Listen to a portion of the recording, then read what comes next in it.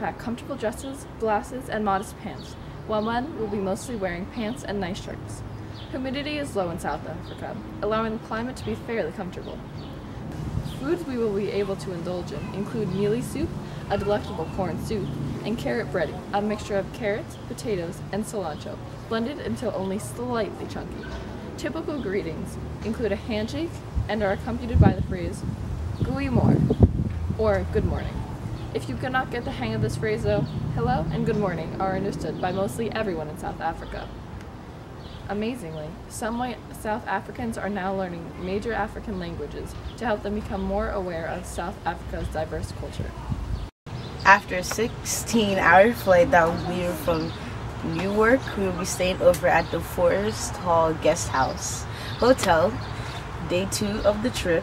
After a comfortable night's rest, we will be visiting the Apartheid Museum to explore the effects of British imperialism in South Africa.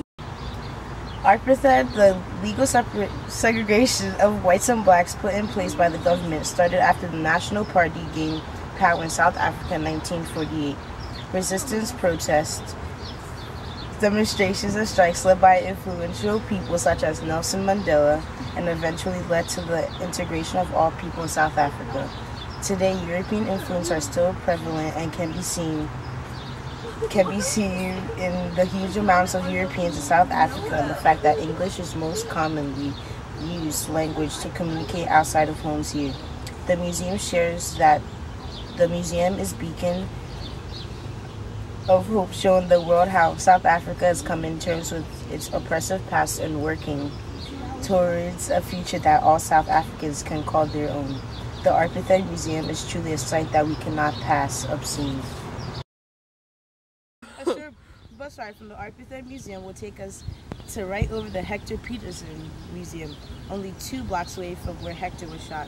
This museum holds memories from a student-led protest that was put on in hopes of being able to raise objections with authorities concerning banishing apartheid and giving everyone equal rights. After this fight turned violent, Hector Peterson was one of the first to die. Sam Nzima, a photographer, took this picture of a high school student carrying his dead body with his sister nearby. This iconic photo is displayed at the museum and will be sure to draw a tear. After this long day, you will go back to your original hotel and pack your bags, because in the morning we'll be heading 9 hours to the Eastern Cape for yet another action-packed day. Day 3 will be an early morning, but will it be worth it? An early wake-up call will set for a 5 a.m. Good thing you already packed, right? And our bus will be heading at 6 a.m. 9 hours on this bus will allow you to see everything South Africa has to offer, from their diverse wildlife, green forests, and the scenic mountains. But hey, if you're still a little groggy after that wake-up call, no one would get on your case about catching a few while on the bus.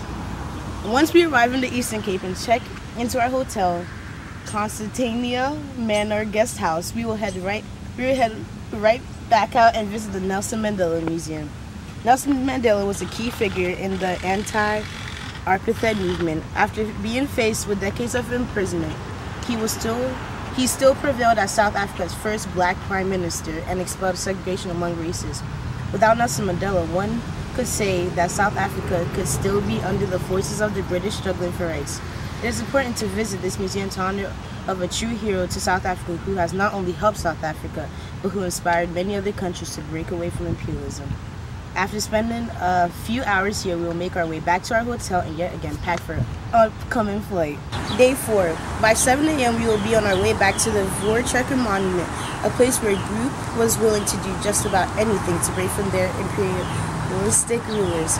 The Great Trek was a movement of Dutch-speaking colonists from 1835 to 1854 up into the interior of southern Africa in search of a land where they could establish their own homeland, independent of British rule.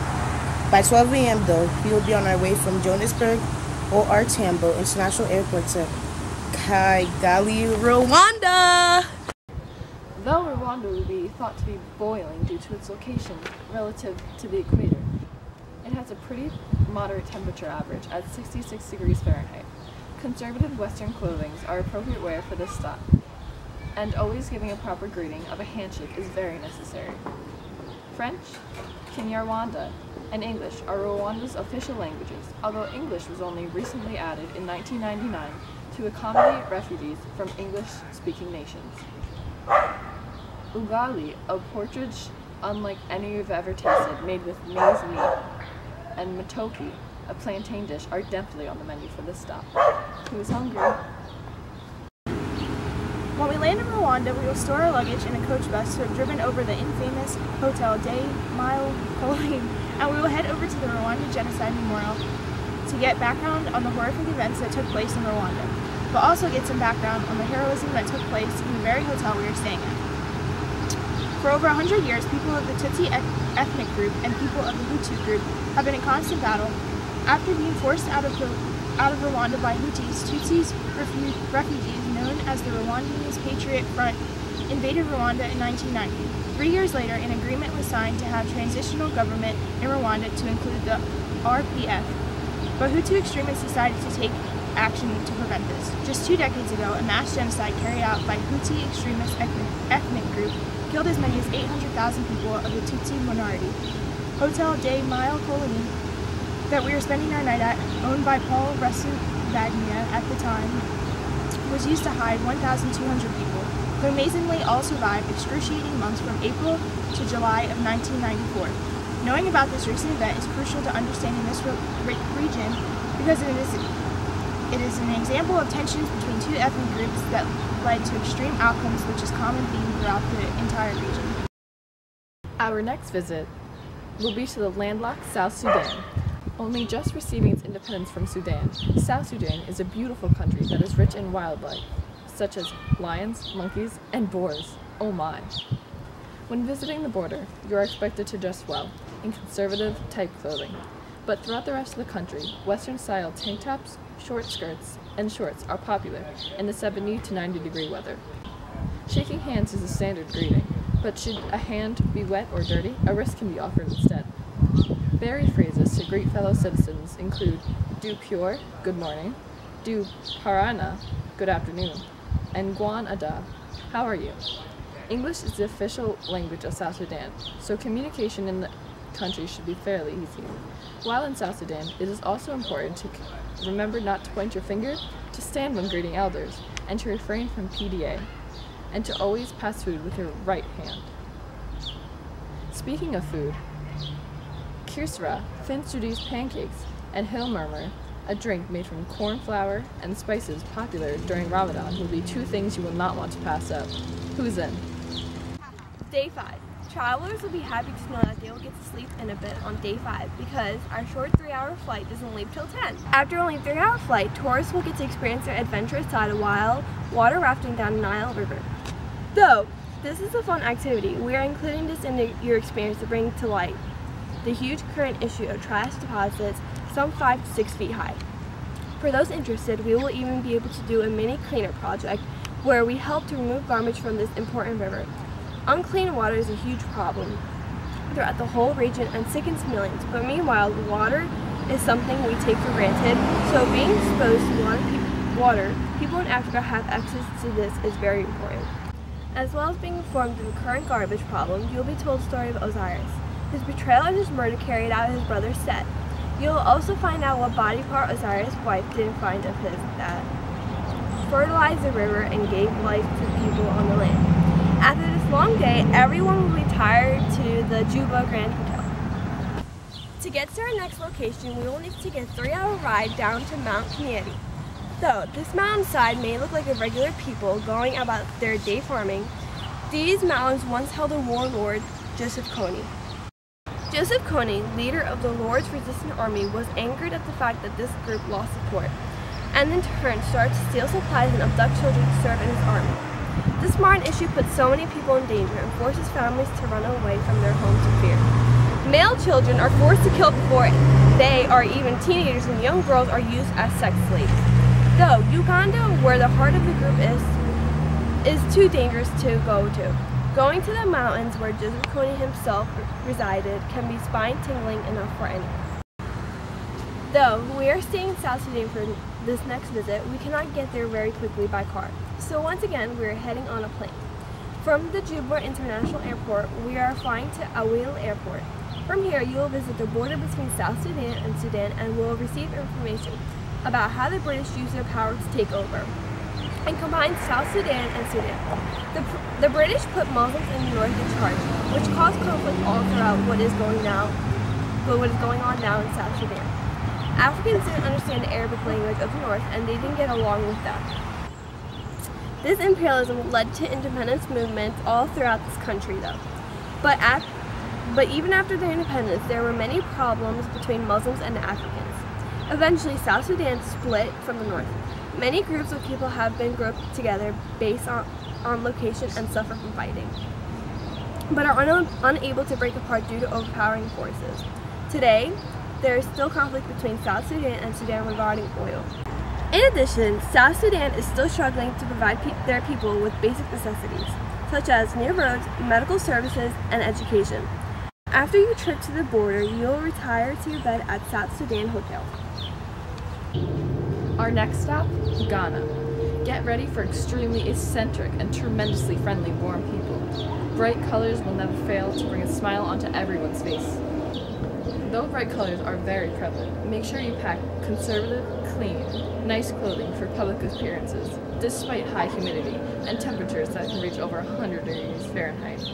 When meeting people, handshakes are the general greeting, but be wary because most Muslims avoid shaking hands with people of the opposite sex. Before leaving, fufu is a must-try since most recognizably it is. Before leaving, fufu is a must-try since it is. Before leaving, fufu is a must-try since most recognize it as a staple food in Africa. Jollof rice is another very enjoyable dish served in Ghana that includes rice, tomatoes, onions, and spices. Who's excited?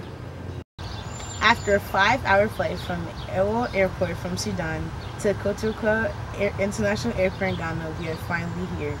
Akwaba, which means welcome in my language. We are exhausted and now Crystal, Aaron, Gizem, and I are going to the African Beach Royal, which is our hotel. So this is day 8 and we're going to the Kwame Nkrumah Memorial Park.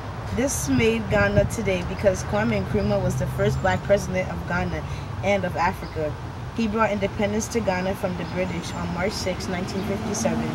He brought freedom and pride back to Ghana and the people. He became not only an impact in Ghana, but the African region to fight for their independence. Okay, day 9. We are going to the Elmina Castle. This castle was built by the Portuguese in 1482. It was established as a trade settlement and became one of the most important stops on the route of the Atlantic slave trade.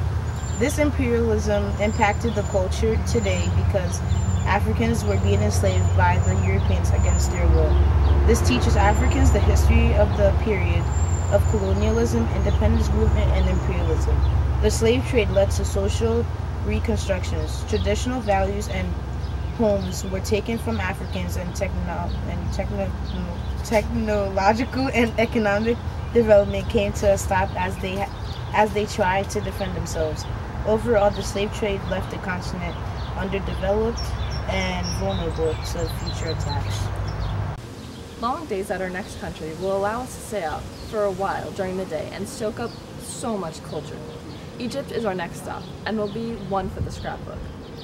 Heat can get up into the hundreds, which lends itself to creating a relaxed and patient lifestyle in Egypt. In urban areas, conservative wear and Western style clothing are both acceptable. When greeting, women are expected to put their hand out first, but don't be offended if your hand is not taken, for a slight bow of the head may serve as an alternate greeting. Arabic is Egypt's official language. Kebab wa kafta is a melt-in-your-mouth lamb kebab marinated in a plethora of spices. Fatah, a plate that holds bread, meat, and rice, is yet another dish you cannot pass up in Egypt. Who's ready to walk like an Egyptian and head over to Egypt? On day 9, we flew from the Kotoka International Airport to the Cairo International Airport. So on day 10, after what is hopefully a very good night's rest for you guys at Kempinski Nile Hotel, we will head out to explore Egypt. Our first stop will be Tahrir Square, an area that held massive demonstrations. In 2011, anti-government protests and armed rebellions broke out throughout the Middle East. The 2011 movement started because of resentment of the Arab dictatorship, unemployment, rising prices, and corruption. These uprisings became known as the Arab Spring. Egypt's protests inspired even more countries in the Middle East to stand up to the government. Though these protests can't be deemed a complete success by some people's standards, it has had a major effect. These protests, rather, are said to be catalysts for long-time change that will not be seen for quite a while. Also included on our itinerary for Day 10 is the Supreme Constitutional Court of Egypt. During the protests of Arab Spring, over 3 million tweets, many gigabytes of YouTube videos, and thousands of blog posts were all posted on social media. Social media played a huge role in Arab Spring. Conversations about the revolution and inspiring stories of protests were shared with everyone in the world to see, which also lent itself to the spread of these protests. In efforts to contain uprisings and cut off everyone's main form of communication, the government cut off the internet. This failed attempt only led to more angry patrons, who eventually succeeded in overthrowing corrupt dictators. Climate in Israel will be a very nice change after the excruciating temperatures throughout the rest of Africa. Temperatures average from about 50 degrees to 85 degrees Fahrenheit. Western fashion is a popular option throughout the secular Jews. The official language of Israel is Hebrew, but Arabic is widely used through the Arab minority. Shalom, meaning peace, is a formal Hebrew greeting and parting phrase, but in most cases is replaced with the English words hi and bye. Baba Ganache, a tangy eggplant spread, will surely tingle through your senses, and following this amazing sense awakener, you can indulge in malabi, a creamy pudding perfumed with rose water and topped with nuts. Day 11. From Cairo, Egypt, we will be flying to the Cairo Airport in the Ben Gurion International Airport. It will be a very short but necessary flight. After unboarding the plane, we will be visiting a place that is sure to move anyone to tears. We will be visiting the Holocaust Museum in Jerusalem. Israel would not have been the place it is today if it wasn't for the mass genocide on Jews carried out by Hitler. Israel was a place for Jewish people to migrate to get away from the horrors of what happened in Germany. This museum represents what the Holocaust is like, but from the Jewish perspective, and emphasizes individuals' experiences through artifacts, survival testimonies, and personal possessions. After the exploration of this beautiful museum, we will reside in Hotel Jerusalem Mamula. Day 12. On day 12 of this trip, we will be visiting Gaza. After the Holocaust, the United Nations felt bad for the Jewish people for what they had to go through. So in 1947, the United States partitioned what is now Israel into Arab and a Jewish state. The Arabic people who already lived here did not take well to this, and in turn caused war. This war was one of the Jewish people who expanded their state. Still, the Arabic state refused to make peace with Israel, and many more wars down the line took place. What is still going on today is known as the Palestine conflict. Present day, fights are breaking out over who gets what land, and which mainly includes Gaza, and how it will be controlled. These fights are a present-day issue and affect Jewish people, and Arabic people get along all around the region. After our venture to Gaza, everyone will be staying at the same hotel, Hotel Jerusalem Memorial. Day 13 will consist of a short bus ride down to Hebron. Hebron is a city in the West Bank that is divided into two parts, H1 and H2. H1 is inhabited by over 140,000 Palestinians, and H2 is the home to 30,000 Palestinians, and 4 cities under the control of the Israeli military. Fights continue to break out here over land disagreement. The Palestine conflict will continue to have a lasting effect on this region because of the high tensions between Jewish and Arabic people. In addition, life in Israel will continue to be horrific for Arabic people due to the lack of roadblocks Israeli people are putting in place to prevent children from getting to school, prevent sick people from getting to hospitals. They even have the ability to completely shut down parts of West Bank and Gaza. Day 14. After sleeping yet again at Hotel Jerusalem Mamula, we will be visiting the Western Wall in Jerusalem, or as some people call it, the Wailing Wall. The wall and the plaza in front of it form a permanent place of worship, a site of pilgrimage for Jews, and a focus of prayer. Here you will learn about how Jerusalem has affected the region. Jerusalem stemmed into Christianity, which over half the African population practices today. After our stop at the Western Wall, we will be flying to Saudi Arabia from the Ben Gurion Airport into the Medina Municipal Airport. During this stop, sunglasses should be accessible at all times, not only because of the extreme heat and sun in the 100-degree weather, but also because of the extreme sandstorms that can whip through Saudi Arabia. Black traditional face coverings and cloaks for women and ankle-length garments for men are usually worn. Visitors are expected to follow this dress code, as well as dress conservatively and steer clear from tight-fitting or revealing clothing. Arabic is Saudi Arabia's official language, but English is used in business and educated circles. Handshakes are the standard greeting. Fatir, flatbread, and Hawaiian is a spice blend is included in the cuisine while dining in Saudi Arabia. We're going to be staying 2 nights in Medina at Medina Omeri Hotel. Next morning will be day 15. We'll be visiting Medina in Saudi Arabia. We are making our way through Medina. Medina is a radiant city. It is a city in Hijaz and the capital of Al Medina region of Saudi Arabia. The city contains the Prophet Mosque, which is the burial place of the Islamic prophet Muhammad and the second holiest site in Islam after Mecca. Mecca is a holy site for Muslims, but non-Muslims are forbidden to enter. Similar to Mecca, non-Muslims are forbidden from entering the sacred core of Medina, but not the entire city. Islam and Islamic role have played and continue to play a major role in the world history. Islam spreading widely around the world. It is the second largest religion in the world. The terrorist attacks of September 11, 2001 against New York's World Trade Center and the Pentagon in Washington, D.C., and the resultant war against terrorism have increased interest, coverage, and the need to know more about faith, history, politics, and culture of Islam and Muslims. The media masks the truth about Islam. Most Muslims believe in 5 pillars, and that is fasting, praying, giving zakat, pilgrimage to Mecca once in a lifetime, and believing in one God. And some believe in 6th pillar, and this is jihad. Jihad is the war against unbelievers, meaning you're fighting to convert those into Muslims. And that is what many Muslim extremists are doing today. They kill those who are non-Muslims for their religious morals and to obey what Allah says. Islam has expanded through the Middle East and unified it both economically and politically. Islam religion can only be understood as a constant tension between its ruling institution and religious institution. For example, ISIS believe in the 6th pillar. They're trying to create a Muslim state for the entire Middle East, and this impacts the Middle East greatly because they are approaching it by violence. This is why we are not going to Syria. After our stop in Saudi Arabia, sadly, our journey will be over and we will be heading back home. We're now going to Uganda because Uganda is home to Joseph Kony, who is the leader of the Lord's Resistance Army. Since the 1990s, Kony has abducted around 30,000 children, often threatened with dismemberment or death to be child soldiers.